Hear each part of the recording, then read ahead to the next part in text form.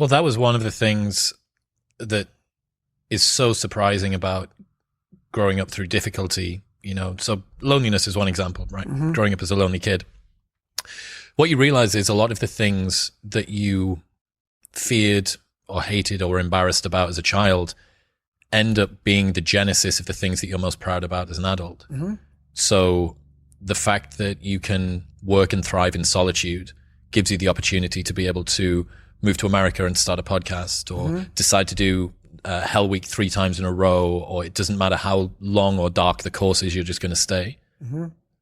The fact that you were forced to be vigilant and to assess people, Mm-hmm. to work out what's going on when you became an adult, allows you to detect the vibe and the energy of whoever it is that you're speaking with, and know that this person's someone that I want to hang with and this person's somebody that I don't. Right. All of the things. In fact, I would go as far as to say there's not one thing in my life that I see as a pure advantage that doesn't have a dark side to it that Mm-hmm. came about at some other point as well. Right.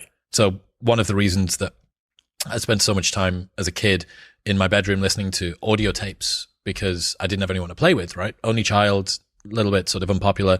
Right. So I'd be in my bedroom listening to audio tapes, and we'd go to the library every 2 weeks and we'd take the tapes back and we'd get new tapes, and I'd bring them and listen to them again. Right. But you roll the clock forward 20 years, and what's the 2023 version of an audio tape? It's a podcast. It's a podcast. That's right. A lot of the things that you love and value in yourself in adulthood Mm-hmm. are the light side of something that you were ashamed, fearful, disgusted by when you were younger. Yeah. I mean, I think that comes from overcoming. A lot of people, wonder, how did you become this? How you become so vulnerable? How are you doing a podcast now when you were this kid? You overcame things. You fought them.